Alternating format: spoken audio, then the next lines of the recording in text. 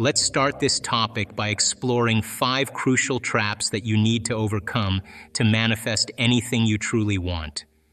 If you're ready to break free from the chains of your past and step into the future you desire, let's dive in. The first trap is the trap of the past. Each morning when you wake up, your brain tends to start the day by thinking about old problems and memories. These memories are like circuits in your brain. They are linked to specific people, events, and places from your past. When you begin your day by dwelling on these memories, you are essentially reliving the past. Your brain acts like a record of your previous experiences. So if you start your day by thinking about these old memories, you're setting yourself up to repeat past patterns and experiences. Your thoughts and feelings about these past events shape your current state of being. If your thoughts are focused on the past, then your emotional state is also stuck there. This makes it likely that your future will end up looking a lot like your past.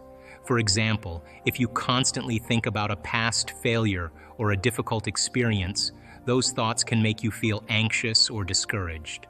This negative emotional state can affect how you act and make decisions throughout the day. If you keep repeating these patterns, it becomes a cycle that's hard to break.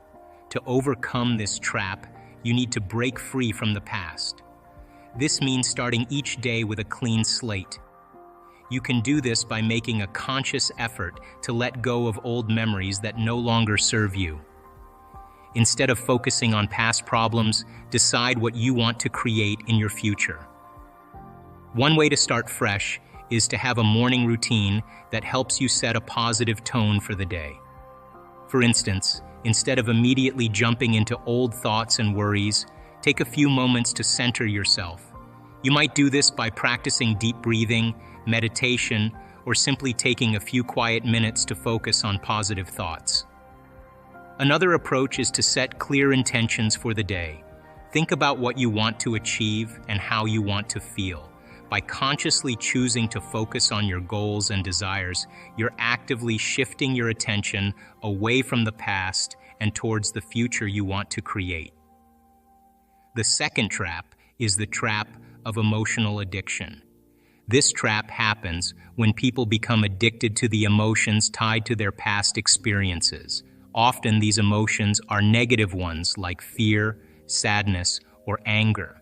Even if these feelings are unpleasant, they become a familiar part of life. For example, if you've gone through a tough time or faced a significant challenge, you might find yourself frequently revisiting the feelings you experienced during that period. You might replay those moments in your mind, feeling the same fear or sadness over and over again. These emotions start to feel comfortable and familiar, even though they are negative. When you're addicted to these emotions, they act like a crutch. You might not even be fully aware of it, but you're allowing these feelings to control your behavior and decisions. This can keep you stuck in the same patterns and prevent you from moving forward.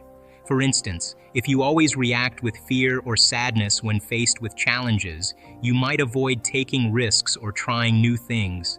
This keeps you in a loop, unable to break free from the past and create a new future. To overcome the trap of emotional addiction, the first step is to become aware of your emotional patterns. Notice which emotions you often feel and how they affect your life. Are you frequently feeling anger, sadness, or fear?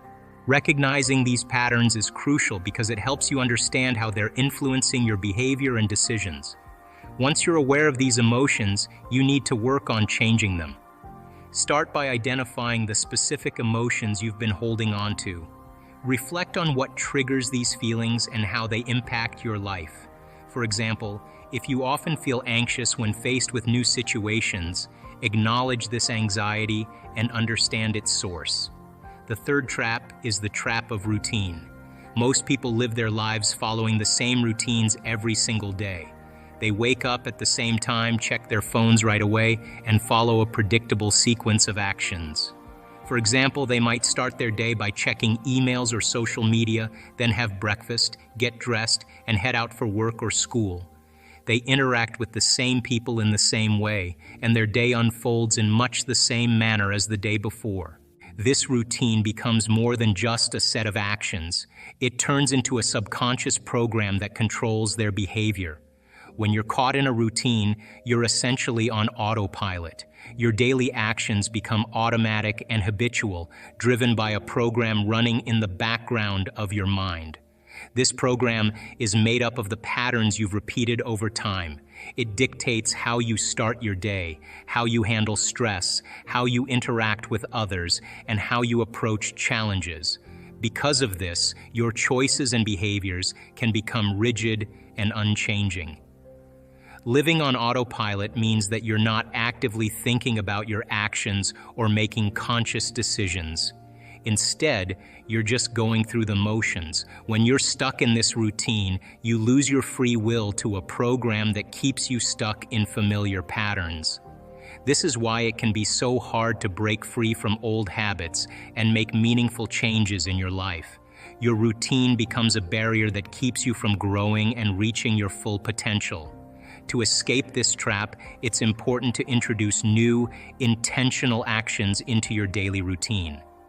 Start by changing the way you begin your day. Instead of reaching for your phone as soon as you wake up, take a few moments to center yourself.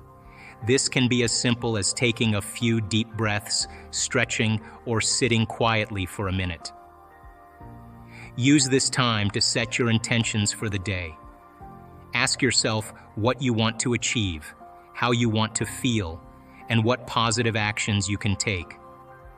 By consciously choosing new actions and behaviors, you can start to break free from the automatic program that controls your routine. For instance, you might decide to start your day with a short exercise routine or a moment of gratitude. You could also set specific goals for the day and make a plan to achieve them. These small changes can help shift your mindset and create new patterns of behavior that support your goals. Another way to disrupt your routine is to try something new or different. This could be anything from taking a different route to work, trying a new hobby, or learning a new skill. Introducing variety into your life can help shake up your habitual patterns and open you up to new experiences. It's about creating new memories and associations that can help reprogram your mind. It's also helpful to be mindful of your daily interactions and how you approach them. If you usually respond to stress by reacting negatively, try to pause and choose a more positive or constructive response. By being intentional about how you handle situations, you can begin to shift your habitual reactions and develop new, healthier responses. Making these changes can help reprogram your mind and create new routines that are more aligned with your goals and aspirations. It's about taking control of your daily life and not letting routine dictate your actions and behaviors. By being proactive and intentional, you can create a more fulfilling and purposeful life. The key is to stay consistent and keep introducing new positive actions into your routine until they become a natural part of your day. The fourth trap is the trap of the analytical mind. The analytical mind is a part of you that questions, doubts, and analyzes things. It's the part that separates your conscious mind from your subconscious mind. When you're trying to make changes in your life, this analytical mind can often get in the way. For example, when you want to change a habit or reach a new goal, your analytical mind might start saying things like, "You can't do this," or "It's too difficult." It's like having a voice in your head that tells you all the reasons why change is impossible or why you should give up. This analytical mind can make it hard to take action and move forward. It focuses on reasons and logical arguments, which can lead to overthinking and self-doubt. When you listen too much to this part of your mind, you might find yourself stuck and unable to make progress. You might start questioning your ability to succeed or wondering if you're making the right choice. So how do you overcome this trap? The key is to bypass the analytical mind and access your subconscious mind. The subconscious mind is where your deeper beliefs and patterns are stored. It's the part of you that influences your automatic behaviors and responses. To reach this deeper part of your mind, You need to quiet the analytical mind and create a space where you can make changes at a deeper level. One effective way to bypass the analytical mind is through meditation. Meditation helps you slow down your brain waves and enter a state where you can connect with your subconscious mind. When you meditate, you calm your thoughts and create a peaceful space where you can focus on your inner self. This state of calmness allows you to access your subconscious mind more easily. During meditation, you're not trying to analyze or judge anything. Instead, you're simply observing your thoughts and feelings without getting caught up in them. This helps you move past the doubts and questions of the analytical mind. By doing this regularly, you can start to rewire your brain and install new patterns that support your goals and desires. The fifth and final trap is the trap of waiting for change. This trap is about waiting for something big and often negative to happen before you make a change in your life. Many people believe that change has to come from a place of crisis, trauma, or pain. They think that they need to experience something terrible or stressful before they can start making improvements. For example, someone might wait until they are in a bad relationship or feeling deeply unhappy before they decide to change their life. They might think, once I hit rock bottom, then I'll make a change. But here's the important thing to understand. You don't have to wait for something bad to happen before you make a change. You can choose to make changes in your life without waiting for a crisis. Change doesn't have to come from suffering or pain. In fact, it can come from a place of joy and inspiration. You have the power to decide what you want in your life right now. It's all about making the choice to move forward and not being stuck in the cycle of waiting for a disaster or big event to make things happen. So how do you overcome this trap and make changes in a more positive way? First, you need to decide what you truly want. Think about your goals and dreams. What do you want to achieve in your life? What kind of person do you want to become? Once you know what you want, the next step is to feel the emotions associated with achieving those goals. For example, if you want to be happier, think about what happiness feels like to you. Imagine yourself living a life where you are fulfilled and content. Feel those positive emotions as if they are happening right now. By focusing on these positive feelings, you can start to create a powerful connection between your desires and your emotions. When you feel the emotions of your desired outcome, you are more likely to take inspired action toward achieving it. Inspired action is different from forced action. Forced action comes from a place of pressure or obligation, while inspired action comes from a place of enthusiasm and excitement. When you are inspired, you feel motivated and eager to take steps toward your goals.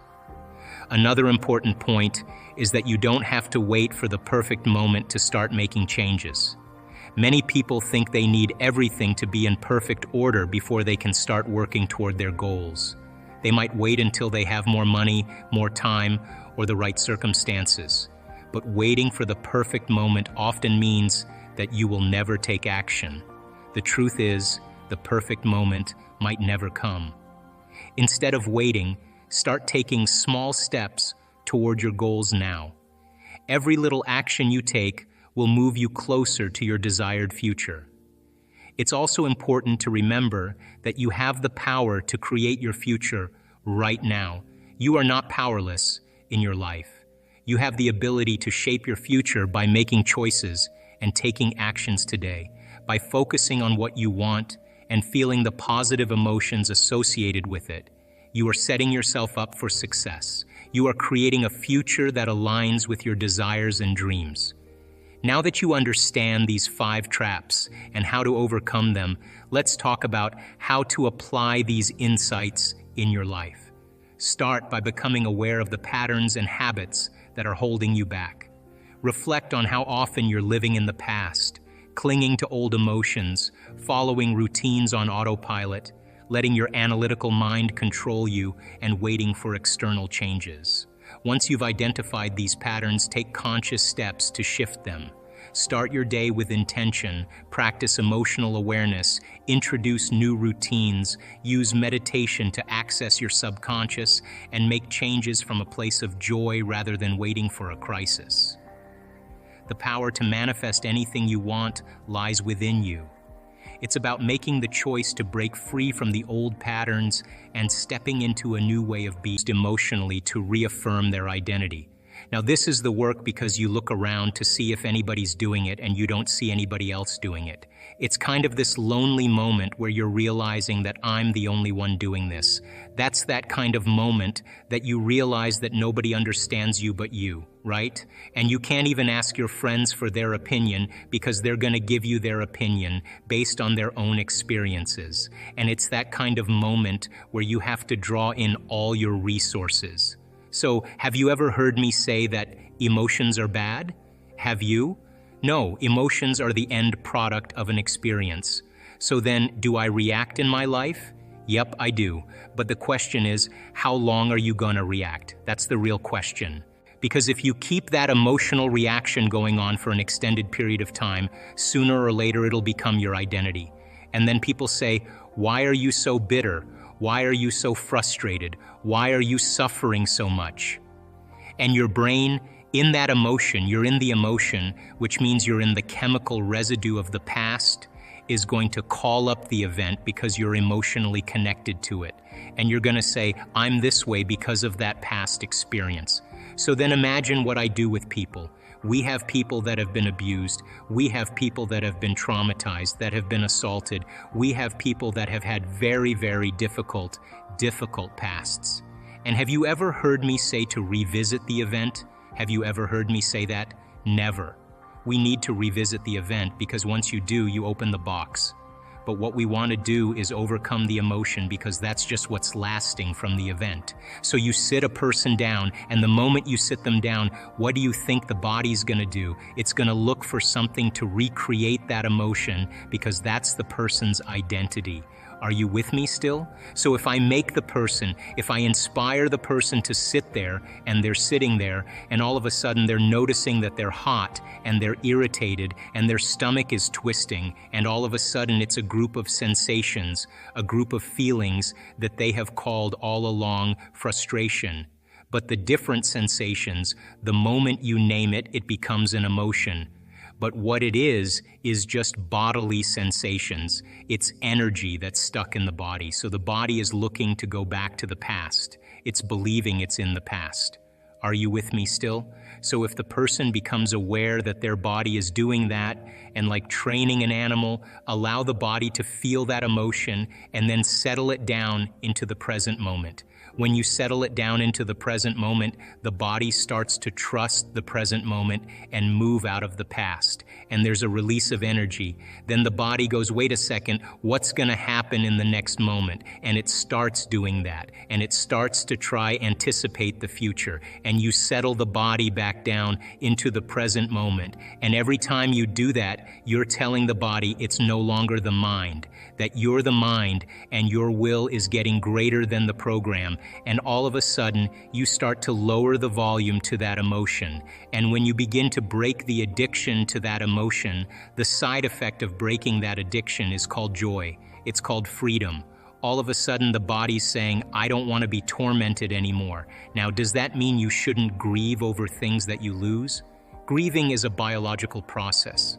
That's why you're saying it. So the subconscious is 95%. So more than likely, your body is going to do exactly what it's programmed to do. So what's the relevance of that? Well, people say, I want wealth, but they're programmed into being unworthy and lacking. So then as they begin to do the meditative work and they start opening their heart, I was just talking to someone yesterday. When you open the center, things are going to sift to the top.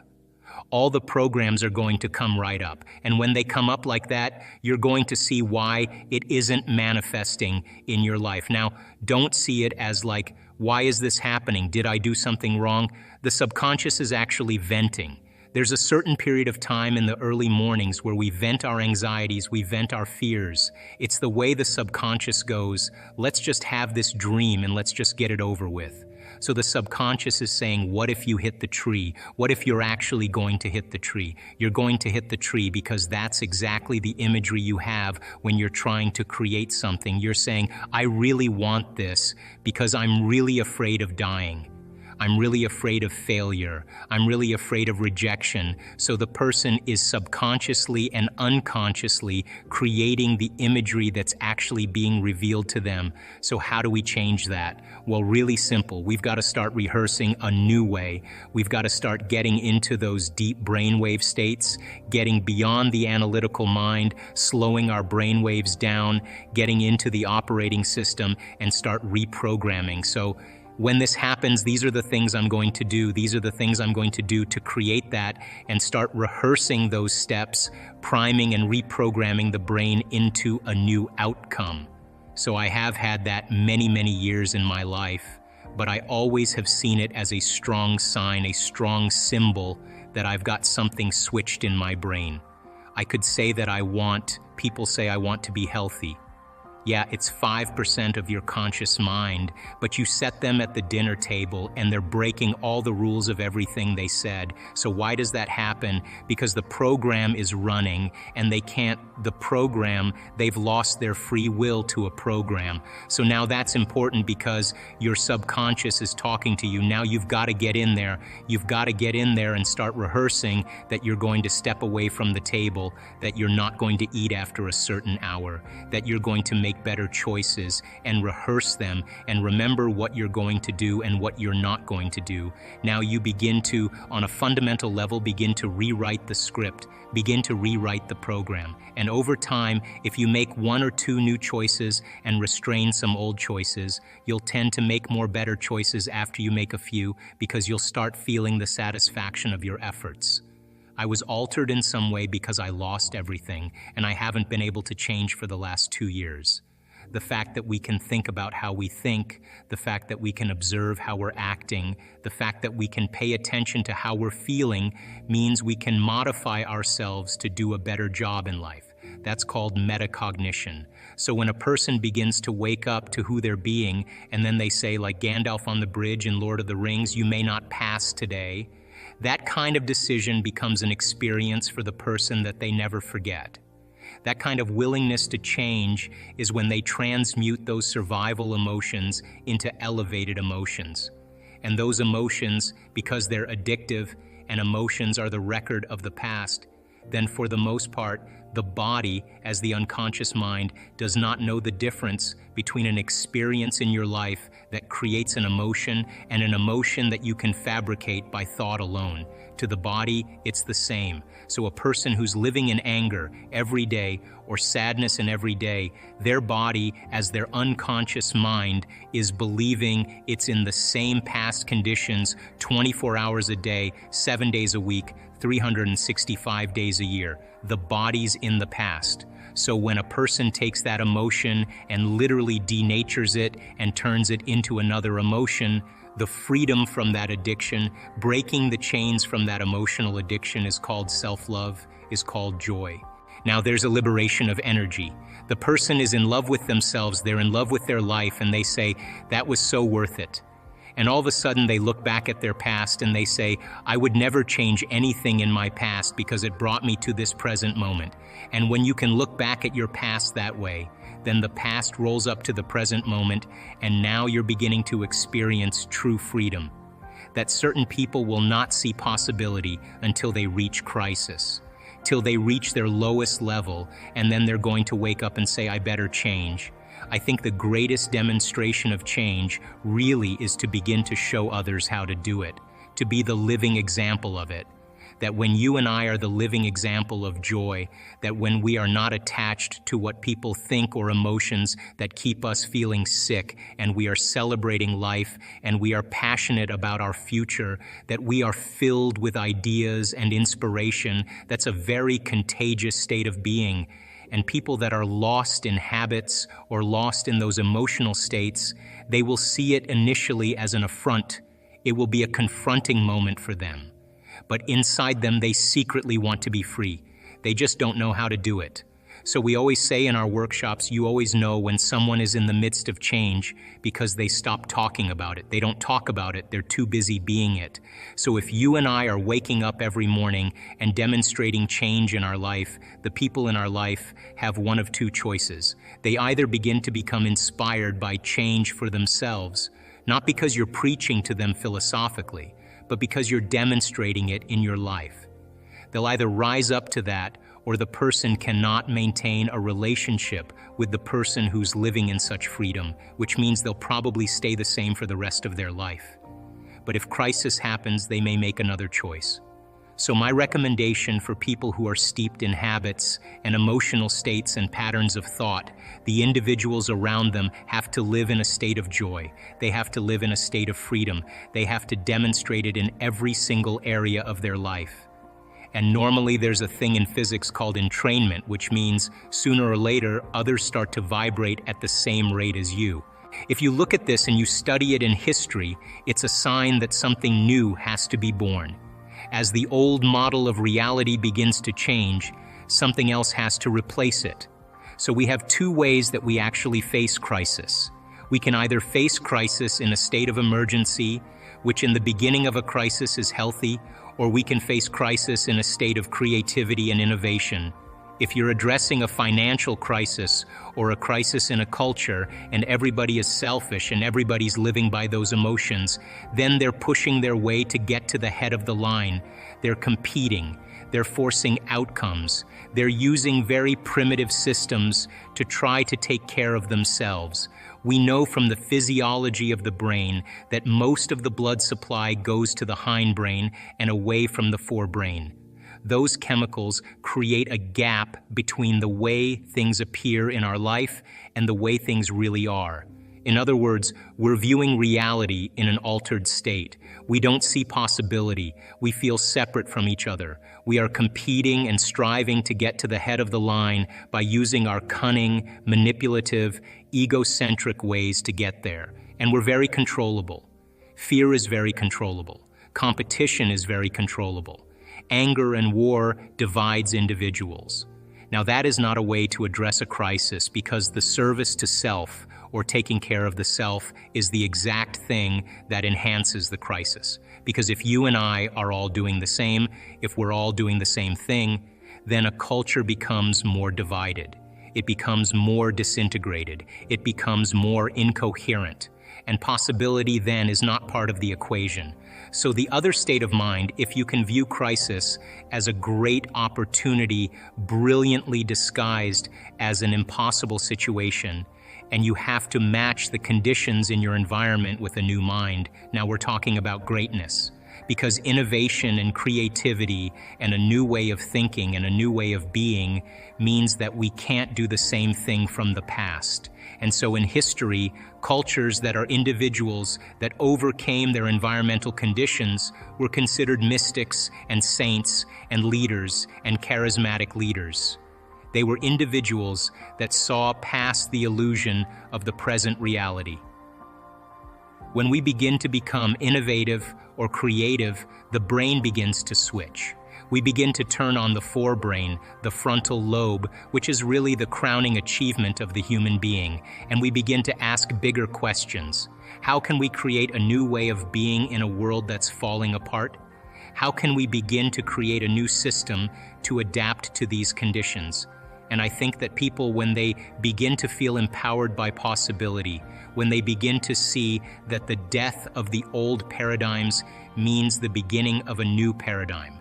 How many people actually believe in the idea that the way you think has some effect on your life? So how many people actually woke up this morning and consciously created a future? You know, the biggest reason why people don't do it is because you don't really believe it's true.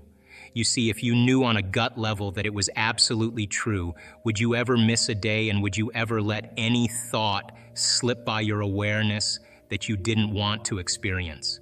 So your brain, according to neuroscience, is organized to reflect everything you know in your life. Your brain is a record of your environment. It's a record, an artifact of your past. So if you believe this, then does your environment control your thinking, or does your thinking control your environment? So if you wake up in the morning and you get out of bed on the same exact side as you did the day before, you shut the alarm clock off with the same finger, you slip into your favorite slippers, you shuffle into the bathroom and you use the toilet like you always do, then you walk over to the mirror and you look at yourself to remember who you are, then you get into the shower and you wash yourself in the same routine way, then you groom yourself to look like everybody expects you to look, then you go downstairs and you drink coffee out of your favorite mug. Then you drive to work the same way as you did the day before. You see the same people that push the same emotional buttons. You do the exact thing that you know how to do and you memorize and can do so well that you're an expert at. Then you hurry up and rush home so you can hurry up and check your emails, so you can hurry up and go to bed, so you can hurry up and do it all over again.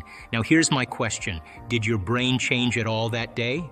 We could say that you were thinking the same thoughts, performing the same actions that create the same experiences, that produce the same emotions, but secretly expecting something to change in your life.